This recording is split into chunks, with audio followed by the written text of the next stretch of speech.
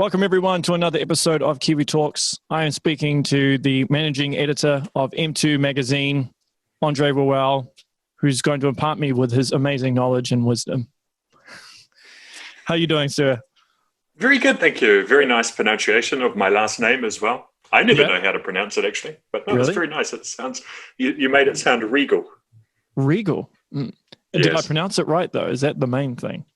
No, that's good. That's good. It's good. Okay. Yeah. I always feel bad if I pronounce a name wrong. It's very good. Yeah. So tell me how you ended up at M2 magazine. Right. Well, actually, I've been here for about 15 years now. I planned to be a panel beater. That was kind of the big ambition.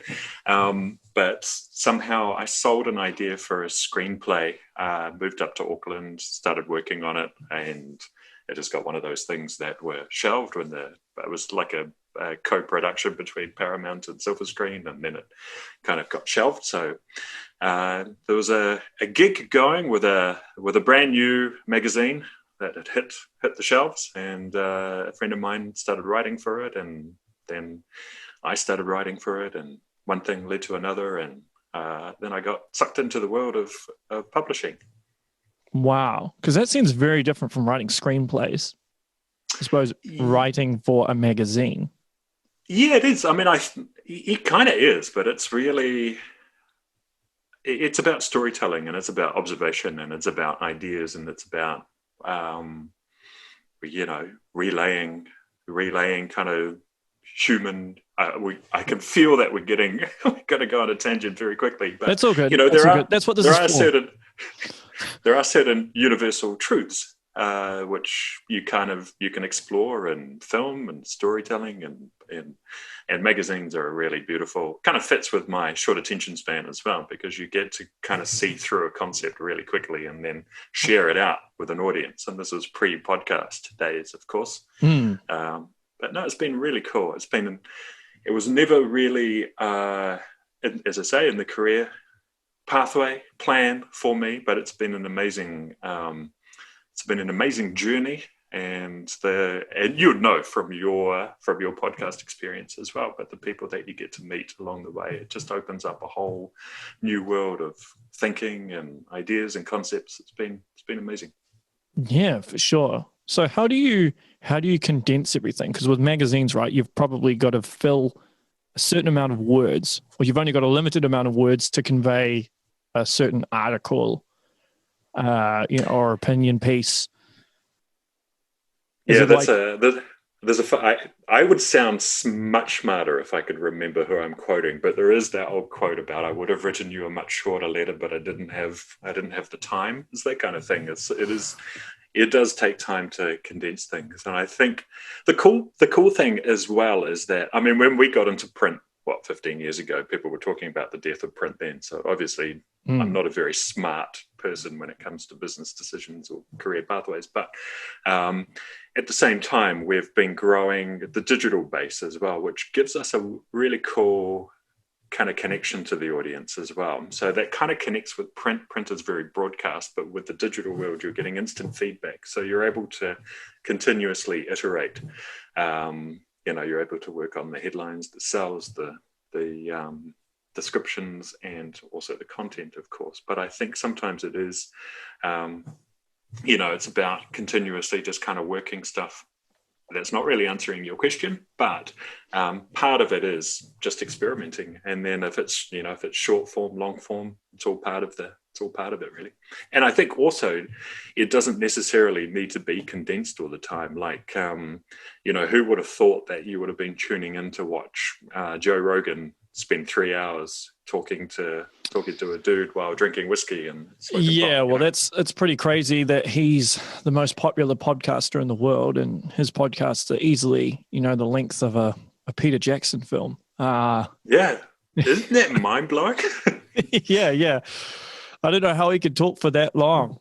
I don't know how the guests can talk for that long, but hey, somehow they find a way. So that's cool. Yeah, but maybe there's something in that as well, like and we're talking about the concept of sharing ideas, but there's something kind of cool about a human connection and ideas bouncing around and kind of evolving and growing and shift in. We were talking before recording about the whole concept of echo chambers and that kind of thing. But I think there's something kind of cool about being able to be influenced and swayed by ideas as well, and that you can kind of see that playing out in these discussions.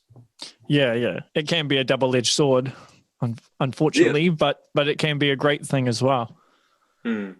So, without wanting to turn the tables too much, though, can I ask you how you got into podcasts?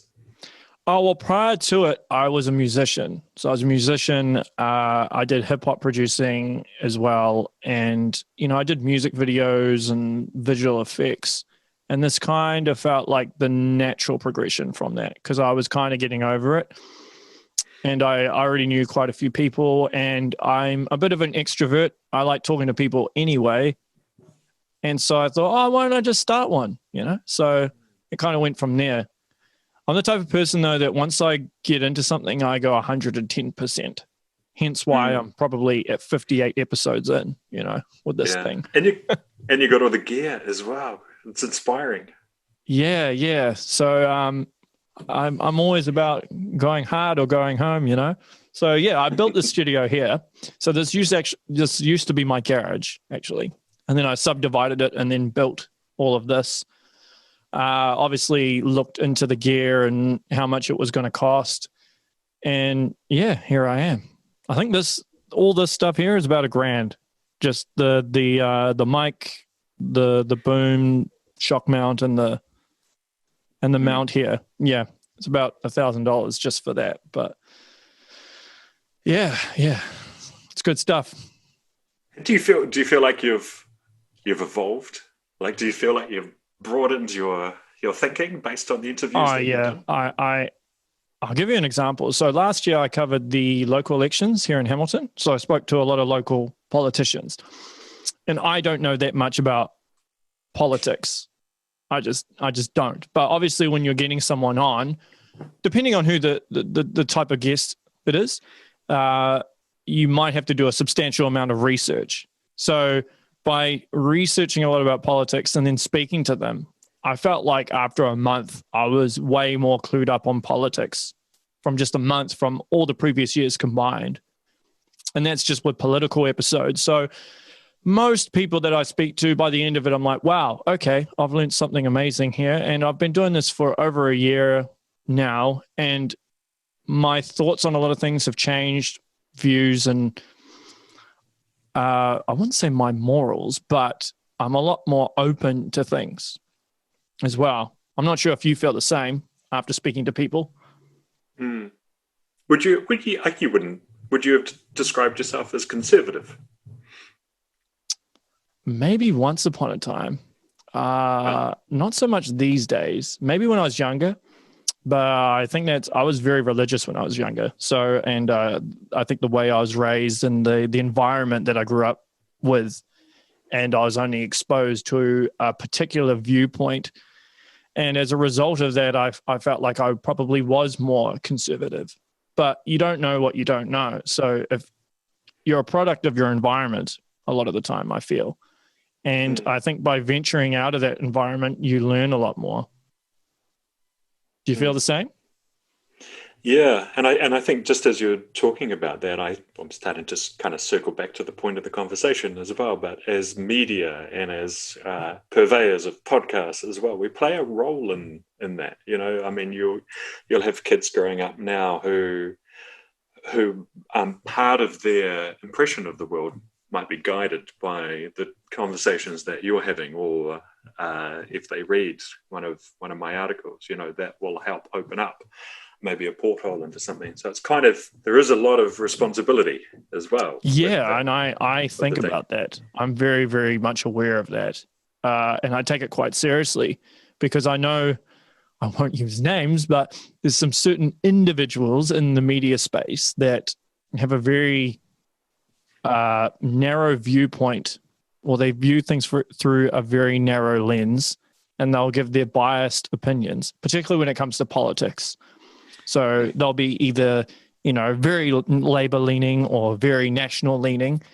And, You know, when you've got an entire audience that's only listening to that point of view, that's how you end up with these rigid viewpoints on things.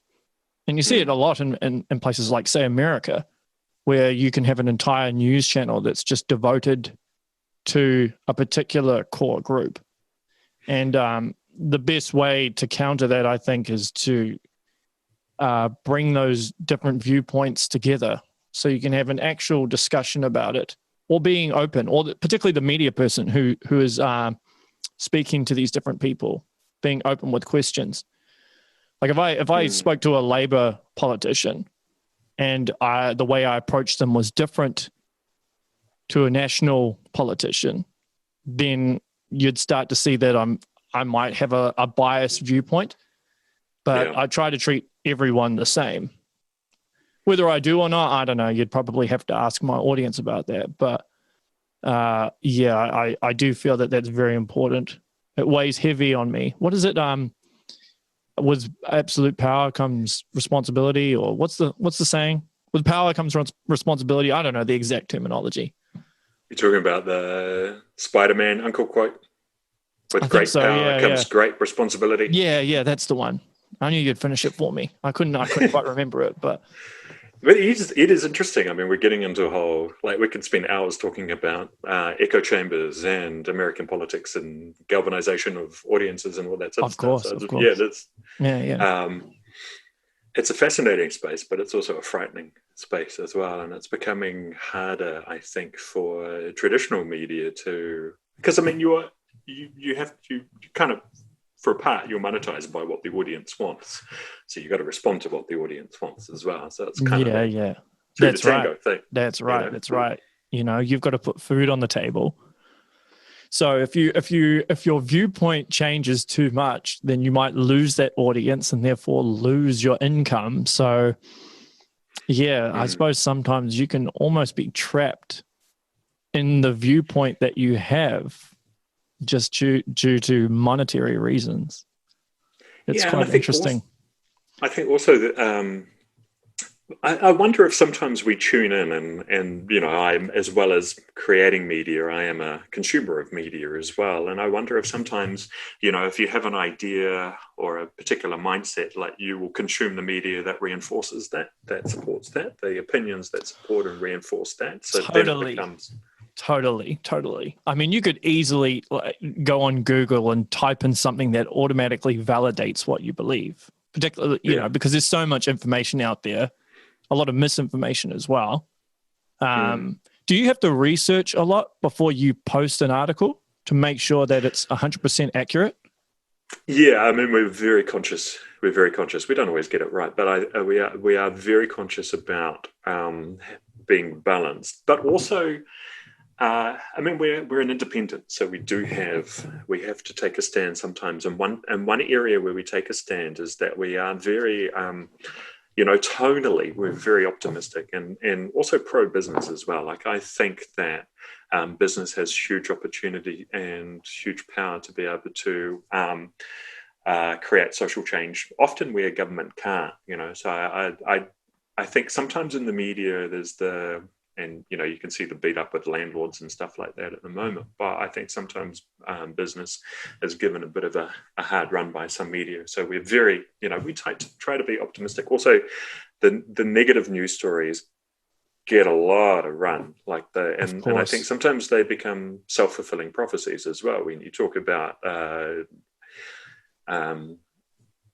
recession, consumer sentiment, all that sort of stuff, it just starts to become a thing. And I'm not saying that you can be oblivious to the realities of the situation, but I think sometimes if you play too often in the negative stuff, then that's where your audience will kind of focus on. But I think there's huge opportunities out there, and even through, like, one of the shittiest years that I can definitely I can see. I definitely agree with you 100%.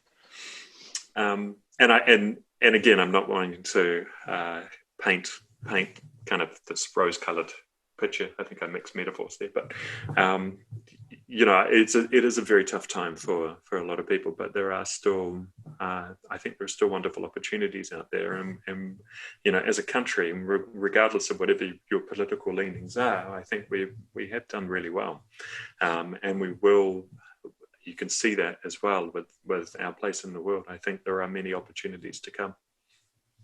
I definitely think so. I've spoken to a few people, depending on, how this continues. I mean, New Zealand is in a prime spot, I feel, to take advantage of foreign investment. Because I believe that, whether you like Jacinda or not, how she is represented on the international stage, she's widely praised. And I think people look to New Zealand currently and are thinking, wow, they're handling COVID so much better than here. So it creates more opportunity, I feel. Yeah. That said, as well, I think one thing concerns me a little bit, and that's when, people aren't able to question the government on social media, and they aren't able to put an opinion out about, say, the handling of the borders without being slammed down and accused of treason. I think part of it is to have, we've got we have to be open. I think they need to be held accountable. Definitely need to be held accountable. I definitely have a lot of questions. Hopefully after the election, I can speak to some politicians and maybe they'll answer those questions. But yeah, I fully agree. But I mean, I find social media a bit of a negative headspace. I find if I'm on it too much, then I start to feel a bit down or depressed. It starts to affect my mental health a lot, I've found, because you're absorbing all this negativity all the time. I mean, I don't know about like your news feed and what you see, but I know for me, if I'm scrolling through Facebook, 90% of it's negative. Someone just complaining or bitching about something, and it's like, Yeah. I try not to spend too much time there, but sometimes it's How did we get here anyway? I don't know. So when with because how much of a team? How big's your team that you work with? We've actually we've got probably 14 core team, and then we work with freelancers and photographers, content creators, right. Kind of thing. But is there a lot of discussion within the team about certain viewpoints? So, say for example, how New Zealand's handled COVID. If you guys, let's say hypothetically, if you were to post something in M2 magazine about COVID, would there be a lot of debate in-house first before that would even get written? Or would the person that's been assigned to it just write it and then that's that? No, we'd have a bit of debate about it, but we don't try and. I mean, there's no point kind of playing in the same space. We've got some very large media outlets here, and they will cover the same thing. So we try and take a different angle with things as well. So, for instance, we're looking at an article around quantitative easing, as exciting as that sounds, but there's some really interesting things there in terms of, what are some of the side effects that you don't think about of printing money, and what happens to the wealth gap, and is national debt actually that bad a concept? We kind of talk about our future generations paying off $50 billion, but if we really think big and invest, what actually happens? Like if you go back to Muldoon, he was kind of pillarized a word, but for borrowing a whole lot of money, building infrastructure, building dams, that kind of stuff. But we are actually, we've had generations where we've been able to leverage off that and create a whole perception of New Zealand as being clean and green, because we've got all this hydropower and all this. So there's a whole lot of factors in there. So we try and look at all these elements and create insight that you don't necessarily see in other media. So it becomes a little bit more in depth, but then looking at things from different angles as well. So it's not necessarily taking a quick opinion stance on things, but it's actually looking like trying to be impartial, but look a little bit deeper as well. That's interesting. It's fascinating stuff. That was a Yeah. whole lot of words. I'm sorry. No, but it's very, very interesting because that's something I probably haven't really thought about. So no, that's cool. And how do you decide who ends up in the magazine? Like if you're doing an article, like how do you decide? So say who's going to be on the front cover, or if you're going to write a piece, an interview with a specific individual, how do you reach those decisions? Yeah, well, I wish I could say that there was a lot of that there was a big system around it, but no, I mean, every day, and it must be similar to you as well. But every day, you kind of see people doing really cool things in very different sectors and industries, and you think, wow, that'd be really cool to talk to.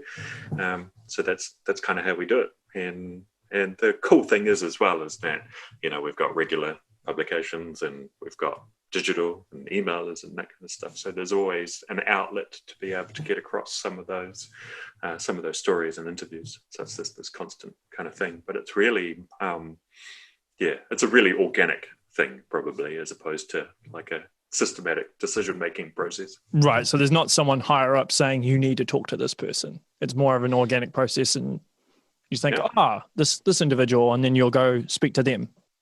Yeah, and everyone.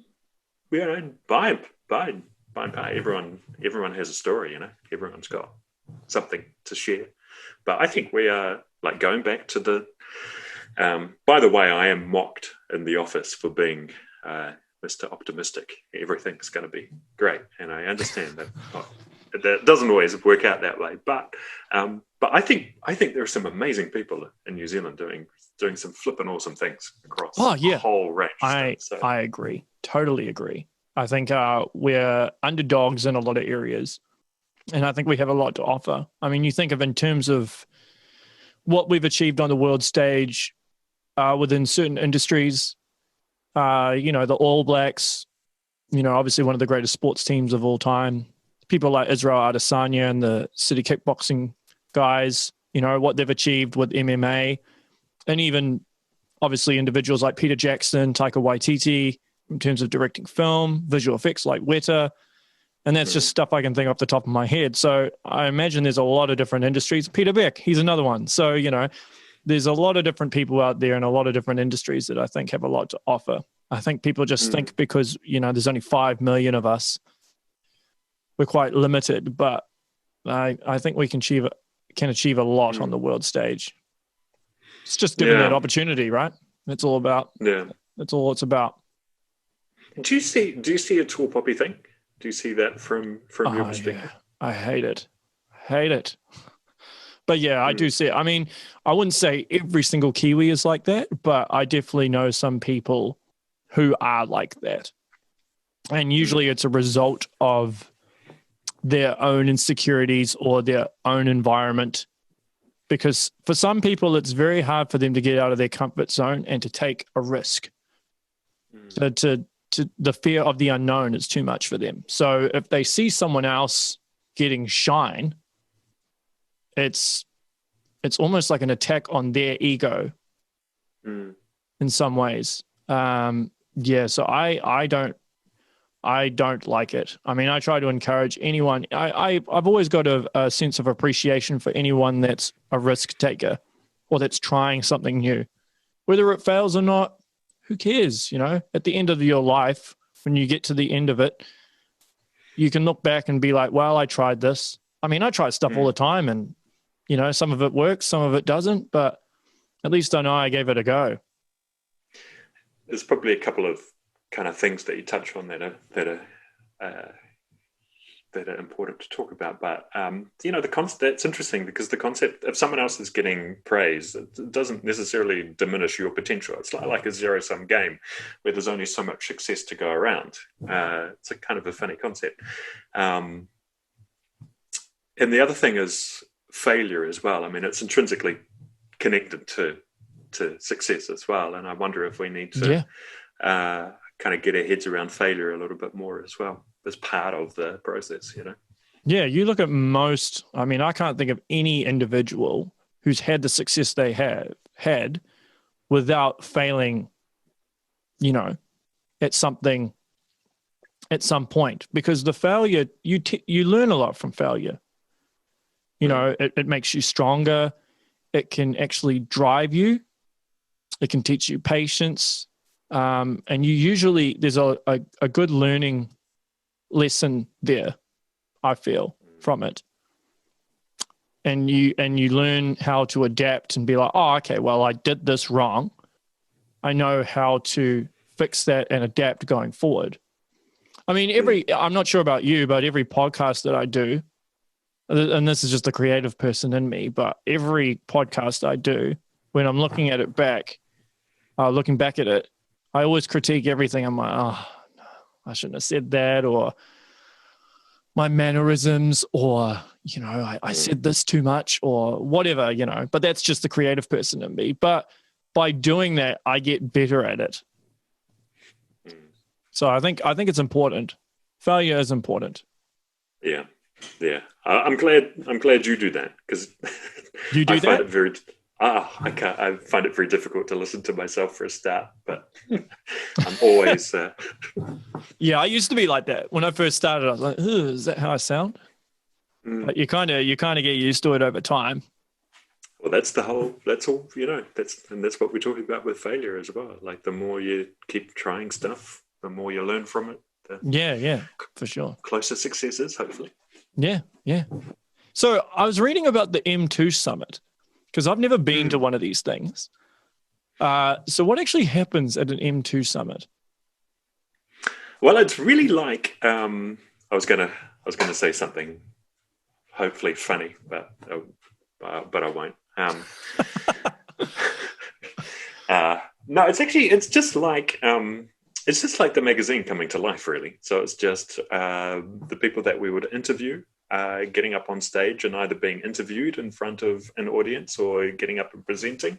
And so there's nothing all that different to the concept of again sharing an idea or sharing someone's journey through print, through digital, or live at an event.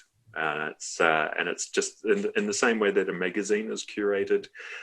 We will put together a bit of a rhythm for the day and cover a whole lot of different areas. But we'll get people like breathing experts, meditation, because that's kind of part of a lot of people's lives these days, and then kind of connect that with the latest technology. So whether someone's developing a cool piece of Bitcoin tech, or whether it's a satellite thing, we'll just kind of merge everything together, and then also part of that as well is to get people connected together, create a bit of a community around that, and then also connect ideas together as well, because often it's from different sectors and different perspectives that new things come. So it's really a whole lot of things going on at different levels. It's really cool, and the vibe from the day is amazing. Like you're there, you're kind of immersed in. It's one of those things where it's hard to kind of be distracted by other things happening, where you just kind of there. Like, so it's a really good way to immerse yourself in some concepts and ideas. Is it one day, or is it over a period of days?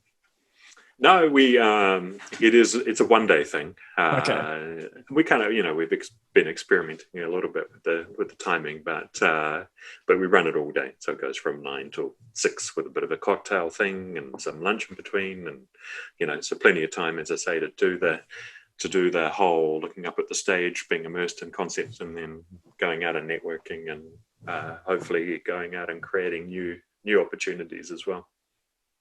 That's cool. Because I was keen to go, but it's a bit out of my price range at the moment. Is it actually happening? Is it actually happening this year due to COVID and everything? It will be happening. Yes. I mean, it's one of those things. Normally we will do 6 events across M2 Women and M2 over the year, but unfortunately we've had to move things around, kind of kicking the ball. But no, we'll make it happen this year. And then the cool thing is that a lot of that content is available afterwards through the magazine as well. So you've got an opportunity to have some of those interviews and some of those keynote presentations immortalized in print. Mm. Do you have a particular interview, like one person that you've spoken to, or a particular piece that you've written where you're like, this is my magnum opus, this is my masterpiece? That's good. I mean, I enjoy, there's probably a couple of things. I mean, probably my favorite interview was with Andre Agassi, mainly because of the name. Like, if you're growing up in Johnsonville in the 80s and 90s, having a name like Andre, it does open you up to a little bit of ridicule along the way. But as soon as he came out and he was kicking ass in terms of the Grand Slams, it made Andre cool. So that was one thing I was really excited to talk to him about. But also his story and the resilience, and what we're talking about, that just constant, that embracing failure and that constant journey. So that was, and then also his failings afterwards as well, like talking about his battle with drug addiction and working through that as well, and then turning his life around and starting to help others. It's kind of, there's a whole lot in his journey, which is really cool. So that was probably one of my most inspiring interviews. And then I just get really open with my editor's letters too. So when Dad died, I spoke about that. When my grandfather, I went to visit him at a rest home, and he spoke to me about making the most out of life, because you end up here pretty quickly. So that was a moment that kind of hit me, and I wrote about that, and then I saw someone reading it and they were crying. So it's like, wow, that's really cool. When you really open yourself up and put it out there, and it comes back to that universal truth thing. We're all dealing with stuff, so it's kind of cool to share that, and hopefully give someone that connection. I think people really resonate with something that they can relate to. So if they can relate to it on some level, then the impact is so much more, I find. So I'd imagine some of those pieces that you've written, someone will read that and be like, oh, I can relate to this 100%. But those vulnerable moments are what show everyone that we're all human. I think a lot of people, like, for example, celebrities. I think some people sometimes put celebrities on this bit of a pedestal, almost like a deity or something. But then if you speak to some of them, which I'm sure you have, you realize that they're just normal people. They have the same, tribulations, the same problems, the same successes, the same failures. They go through the same emotions, the happiness, the sadness, the anger. And I think it's important to be reminded of that. Because it's easy to do, even with politicians as well, right? Sometimes it's very hard to separate the politics from the character. Yeah, but it's important. But it's an important thing to do. Well, that's the thing, and we are all dealing with stuff as well. I'm not sure if you've spoken to Vanderson Piers from he runs the combat room down in Wellington, awesome jiu-jitsu professor, but he has his own podcast as well. But I interviewed him a couple of weeks ago, and he went off to live with monks for a while. He was trying to find himself and his pathway in life, and he was talking about how even monks have social anxiety as well, and there's a little bit of office politics along the way. Like at the end of the year, they do an evaluation in terms of how enlightened each other is. Really? Wow. And he was saying some of them get really, there's a bit of tension sometimes with people who are like, oh, he's more enlightened than me. I thought I was more enlightened, and then they don't talk to each other for a while. So everyone deals with stuff, regardless of, as you were saying, whether you're a politician, a celebrity, or a monk. That's fascinating, because you don't really hear about that in the monk world. They're kind of held up high as at the top of the bar, in terms of enlightenment and being at peace, I suppose. But yeah. So you've done a lot of traveling. I see that you've gone to Antarctica. How was that?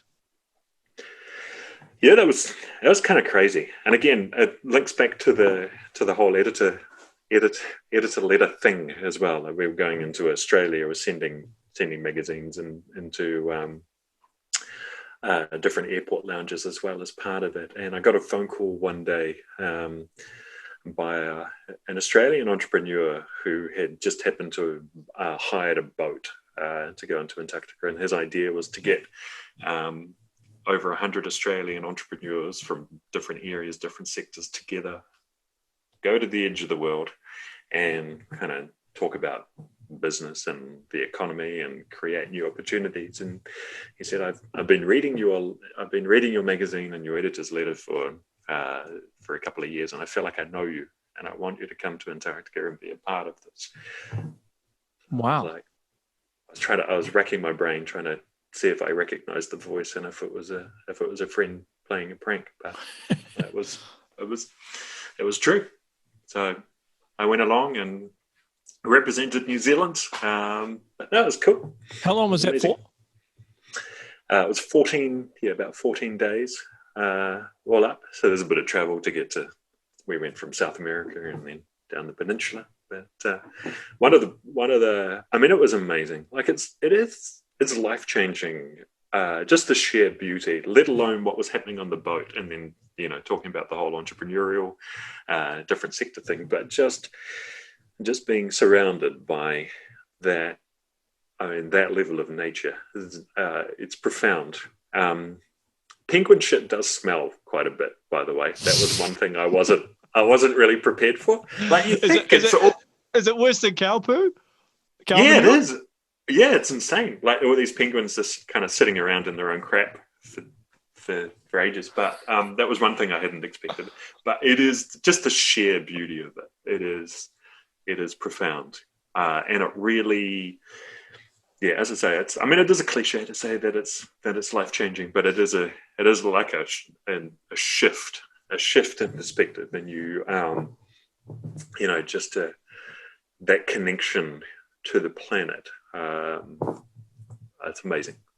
So that was cool. But one thing also that was really profound was just being completely isolated from technology, from like no Facebook, no phone, no nothing. Yeah. So just like a total digital detox, as they say, which was also quite difficult to get my head around, but really, really rewarding as well at the same time.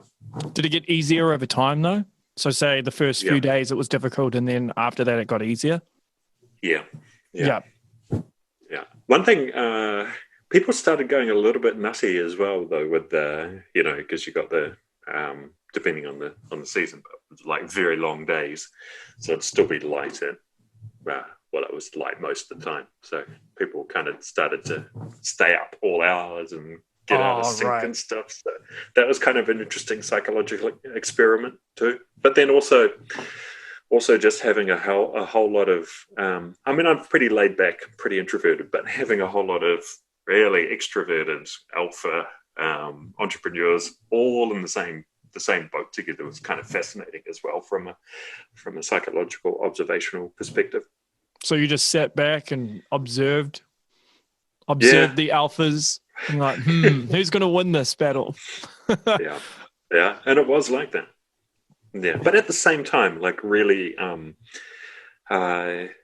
such a cool concept, but just, and this goes back to, what I was saying about the whole magic of like an M2 summit where you can get a whole lot of different people together in a room and share ideas, but just this concept of being able to talk to someone from who runs a mining operation, and then being able to sit at a table with them, and then at the same time a young like 20-somethings girl who developed a really cool wardrobe app that was going viral in China, and then talking to someone who at the same time someone who runs a fishing operation, and then just being able to connect ideas and insights together. It's kind of really cool and often you're kind of stuck in your own, like we talk about echo chambers, but the same thing is applicable as well in terms of business and industry. So for them to be able to like see something new from totally outside is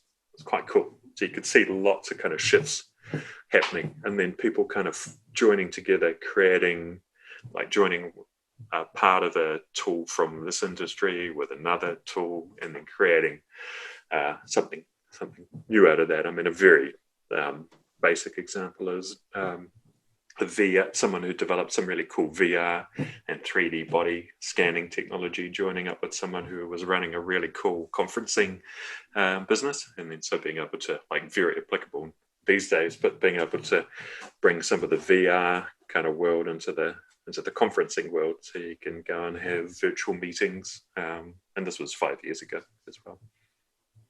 Do you feel dumb when you meet some of these people? Because you talk to some pretty intelligent people, and you're like, man, I am a chimp compared to these people. Yeah. I felt like that when I went to India, because I met a lot of Indian business people, and they're just so with it, so with it when it comes to business, so business savvy. And I'm talking to some of them, and I'm like, oh my gosh, I feel so stupid. I better be careful what I say here. But that's kind of cool. It's kind of cool because it means that you're always kind of pushing yourself, right? I mean, if you're always the smartest person in the room, that's probably more of a worry, right? Yeah, that is a valid point. A very, very valid point. I mean, usually I have a process where I'll meet someone, a very intelligent person, and then I'll probably go through an hour or 2 hours where I'm just like, oh man, what have I done? I've achieved nothing compared to this person. And it usually results in 2 hours. And then my process after that is it motivates me. I get out of that little slump, and then it motivates me, and I get more ambitious as a result of that. That's usually my process. So my cycle that I go through.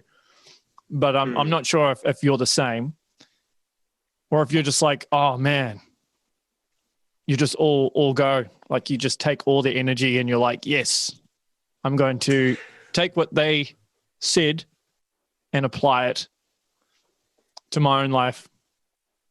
Yeah, it's probably exactly a combination of both of what you're talking about there. You know, I mean, we're human, so you're always kind of referencing yourself against other people's success. That's totally natural. But then, I'm so inspired as well by new ideas, and then also looking at opportunities. So it's exactly what you're saying. Yeah, if you got the opportunity to go to Mars and interview people on a spaceship going to Mars, would you do it? You know how you said you went to Antarctica, so I'm like, would you, if you got that same opportunity but with a spaceship going to Mars? Would I be able to come back? Yeah, well, that's the thing, isn't it? If you couldn't come back, then you wouldn't be keen. Well, it's hard. Now that I have a daughter, it kind of shifts things a little bit. Yeah, but probably pre-daughter, I would. Yeah. Yeah. Are you quite a spontaneous person, or are you very analytical? No, I'm probably too spontaneous, actually. I wish I was more analytical. Well, that's probably why you're so good at what you do, though, because you're spontaneous. If something comes up, you're just like, boom, you can do it. I think that, well, it's actually probably a good thing to be a bit of both. If you could be in the middle, I think sometimes if you're too spontaneous, you don't really think about what you're doing, and you can get into trouble sometimes. But then if you're too analytical, it can actually stop you. It's like a barrier because you weigh up every single pro and con. And if there's too many cons, then you're not willing to budge. Yeah. I feel I'm too analytical. It's very kind of you to say that I'm good at what I do, though. Thank you. I'll take that.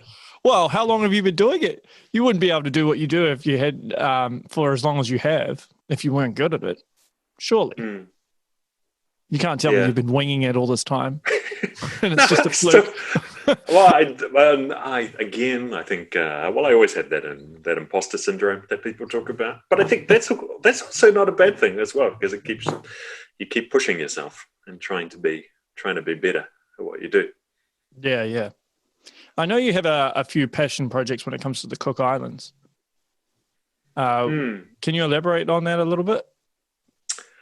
It kind of connects to other things that we spoke about. But like a real catalyst for me for a lot of things was when my dad died, because it kind of shifts, you know, you kind of, hey, I've got to be a proper adult now, so you start kind of thinking about legacy a little bit more and stuff there, but it was also the circumstances as well. So he was in the Cook Islands, so I'm a bit of a fruit salad of things, a bit of a mongrel. So I've got Dutch and Welsh and Cook Islands, but I really resonated with the Raro side, and spent a lot of time growing up in Raro as a kid, and you know, through that time, seeing a shift in the economy and the social kind of fabric as well. And you could see as the economy became more focused on tourism, things started changing. So there was less local production, more importing, and then that started changing the type of food. So everything's kind of linked, like the economic focus, the social, and then the health. So you know, I went from a lot of local production, even a lot of exporting, to $100 million trade deficit, where they're having like putting everything onto tourism, building resorts, and then importing a whole lot of food to feed themselves and the tourism.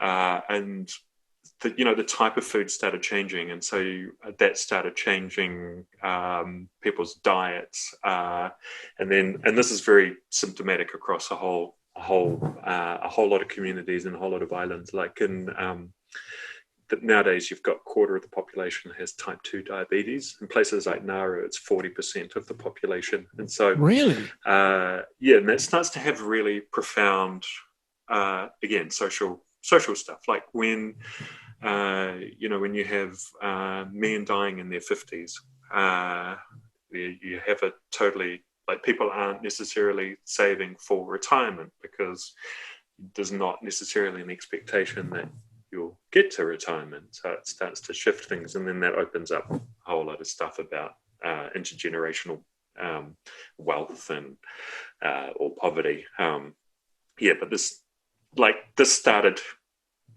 seeing this stuff, and then going through like having to.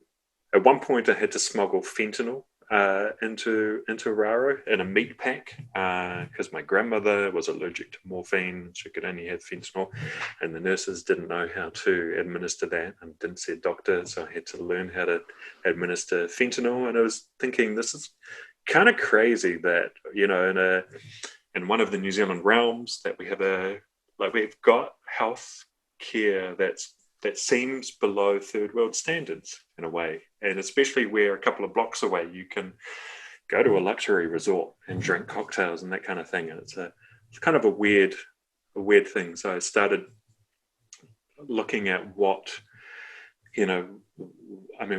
we could do to shift things. And it's not necessarily, as I was saying before, it's not. Sometimes government can do some things, but other times it's got to be individuals, and it's got to be enterprise and business that also steps up as well and make some changes. So as I say, for me, the real shift was when Dad died in his 50s from type 2 diabetes, and then this time I saw a doctor, and the doctor said if he was in New Zealand, I would have been able to save him, but we didn't have the equipment. And then so I started really focusing in on how I could leverage, the family land in Raro, how I could leverage some of the connections that I have the privilege of making through the magazine, the incredible scientists that I get to speak with, the cool tech entrepreneurs, just this whole world of capability and. As I say, just being able to leverage that. So I started trying to look at really constructive ways of being able to make some small shifts that could hopefully open things up. And one of the things that I wanted to do was to, diversify the revenue streams for the economy. So it wasn't just focused on tourism, because then that starts to kind of shift things a little bit, and you've got some of the most fertile land in the world, and that's intrinsically connected to your identity of if you're growing up there. So to be able to commercialize that a little bit more, and then encourage local production. So then we started working with different scientists to look at extraction. So instead of trying to compete by sending a ton of pawpaw into the open market, what can you extract from that pawpaw to make it easier to transport, make it worth more? So there's things like enzymes,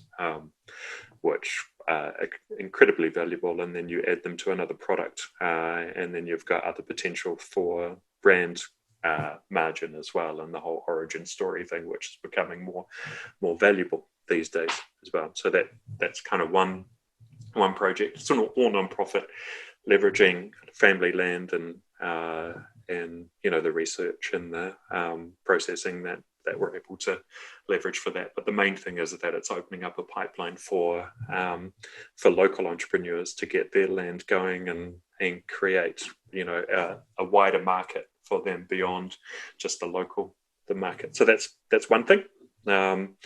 And then I was looking at the fishing industry as well, and that's in a lot of places it's very dominated by very large scale foreign entities, and there's often very little flow through to the local community in terms of whether it's processing, employment, or any other revenue. So, and there's also a whole lot of murkiness around what's actually happening in the waters in terms of the fish and the sustainability of that. So I started looking at how we could encourage local participation in that, and I just couldn't get my head around the numbers, couldn't get the numbers to work, because at a small scale there's so much money that was going into diesel, like having to travel 200 miles here, 200 miles here to look for fish. And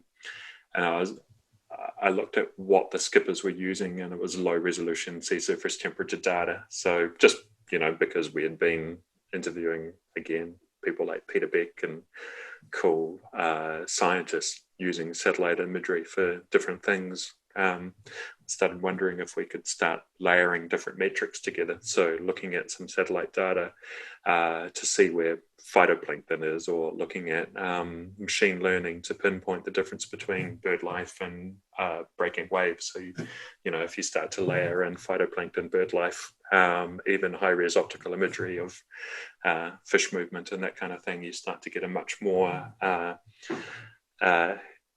you get more insight in terms of where fish are. So that starts giving you an edge against the competition, or those larger players.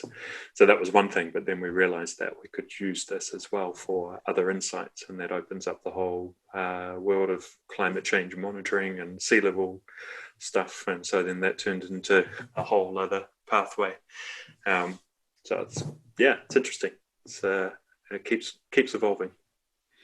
Yeah, I think I've just learned more in the last 3 minutes than about fishing, and oh my gosh, I didn't realize all of that. I've been to Rarotonga, and I really, really enjoyed it, but I wasn't aware that all that stuff was happening behind the scenes. Do you know how much the country's been affected? Well, the islands have been affected by COVID-19, because obviously they can't rely on tourism now. So I'm wondering if that will force a paradigm shift in terms of more local stimulation for the economy, as opposed, more diversity, I should say. It's been devastating, and for the last couple of years, I felt like I'd been banging my head against the brick wall in terms of talking, because MFAT will give money to give aid to like Cook Islands as a realm, so MFAT will give money to it, but it's often focused on tourism, and I got to be careful in terms of what I say, but tourism has been incredible for the economy. But my main point is that you have to have a diversified economy. You can't be reliant on one sector, and I think when you're getting up to the 80-90% reliance on a sector, then you become really vulnerable. And then you talk about the kind of the social impact when you stop producing locally and you stop kind of allowing people to live from the knowledge that's been passed down in the land that again is so connected to their identity. I think that starts to become really dangerous. So, in answer to your question, I think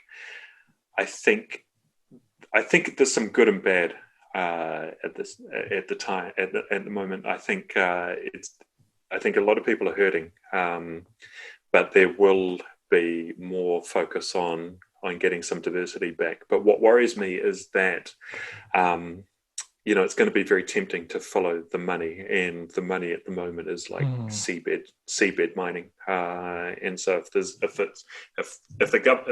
Pacific Island governments become too desperate, then it will force them to make to go into areas like that. And there's the money there, but I think it needs to be done with an understanding of the long term environmental impact as well. Because then I mentioned Nauru before, but that there was a lot of money made from the exploitation and the extraction of their minerals, but there became a point where that ran out, and what was left was devastation, and there was certainly no tourism.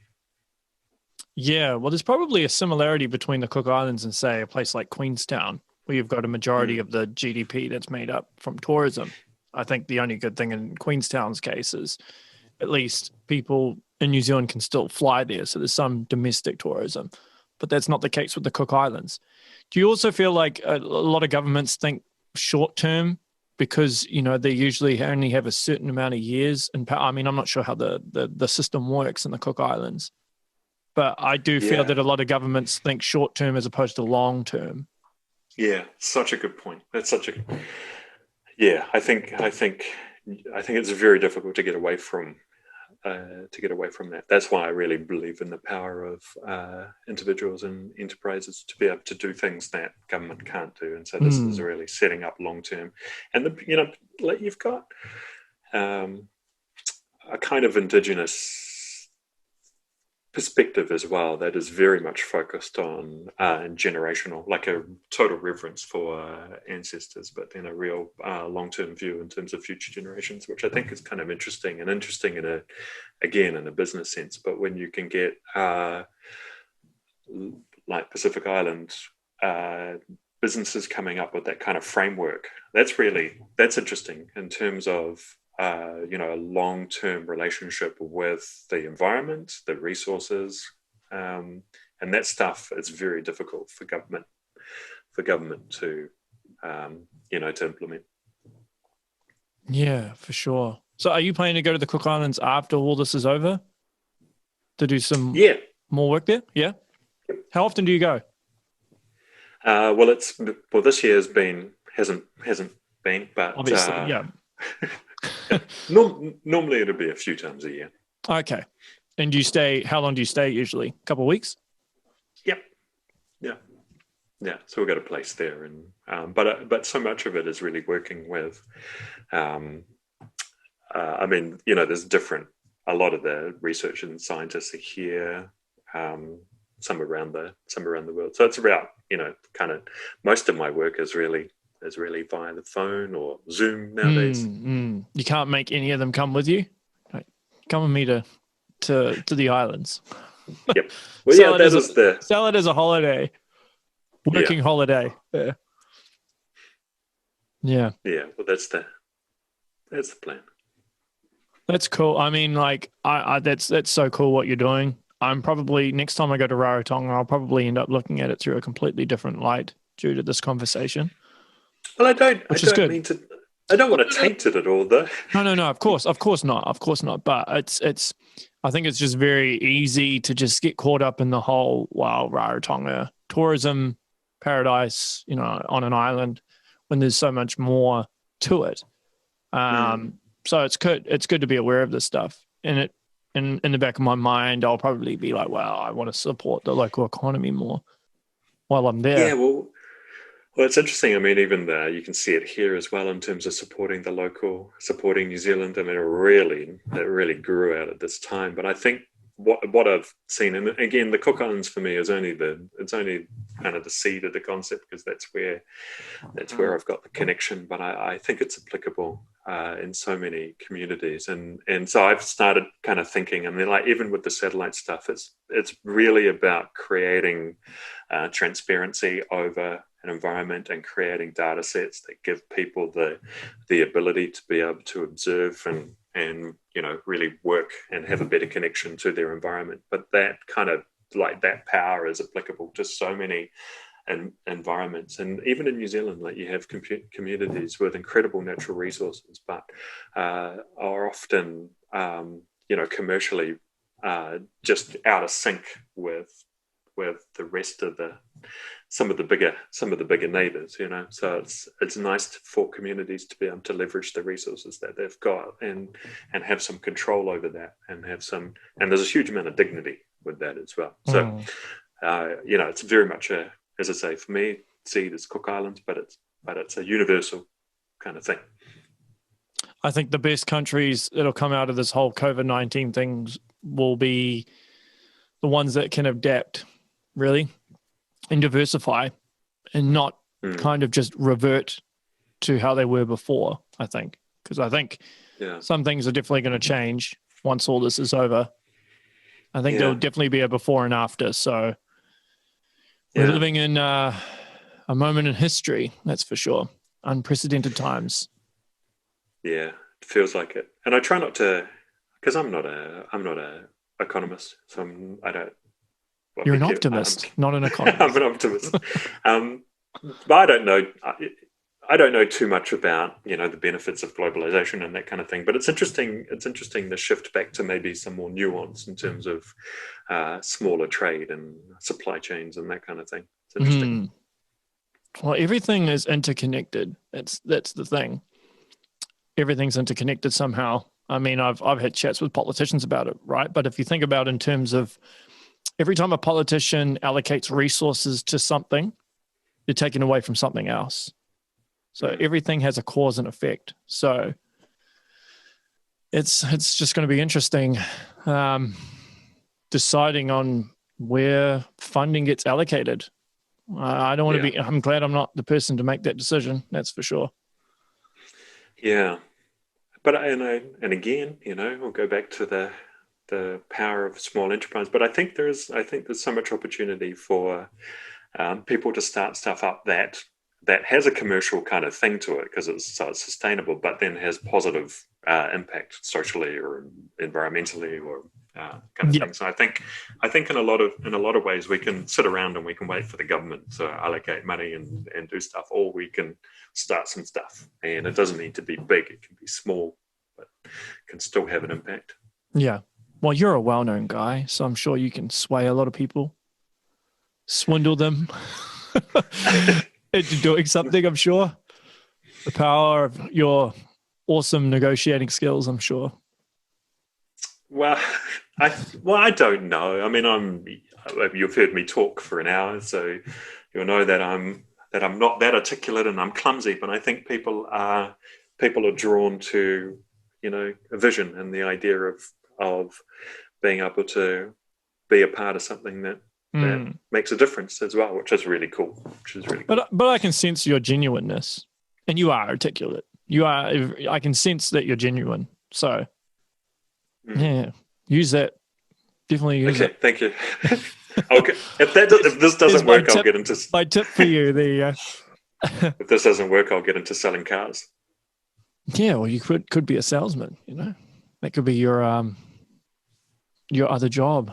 Your second hustle, maybe. I don't know. But maybe.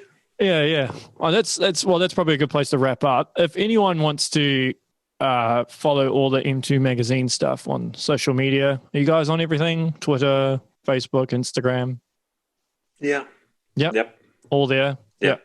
And m2magazine.co.nz is the website, or m2woman.co.nz for the female version of M2. Yeah. And where does anyone find any of your podcasting stuff or any of your articles? How do they find those?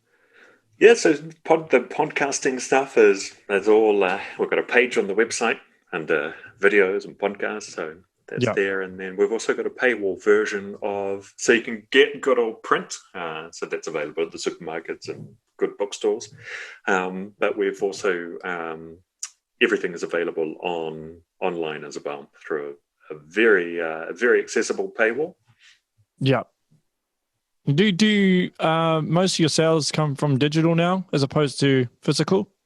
I'd imagine that a lot of it's migrated to digital. Yeah. It'd be about 50-50 now. It's interesting. Really? 50-50? Mm-hmm. I'm actually surprised it's not, physical's not lower. Well, physical is still, I think, I really think physical magazines will be around for a long time. And as I say, when we started 15 years ago, people were talking about the death of print, but I think there's a difference between newspapers and magazines. Like, one of my proudest moments, by the way, was when I went into an open home. It was a very nice open home. I couldn't afford it. But in the toilet was a stack of M2 magazines going back a couple of years. And, someone had cherished those, and they had put them in the most important room in the house, and they stuck around. And that's the thing. Like, magazines are an experience. There's no interruption. They're just totally curated, beautiful experiences. I think I'm biased, but I think they are good. They are good. I mean, I've walked into a dairy and places, or even if I'm at an airport, waiting for a flight, you see an M2 magazine, you're like, oh yeah, I'll get that. There's always some interesting intel in there, some inspiring really cool stuff. Yeah. Well, hey, thanks so much for doing this. I really, really appreciate it. I'll be keen to do this again at some point, because I know you and I could probably do a 5-hour podcast easy. That'd be cool. We have to once we get this whole level thing sorted, but we have to do it at the table. Yeah, for sure. You're based in Auckland, eh? Yeah. My motherland. I'd still be there if houses weren't $1 million. That's a whole other story. Yeah.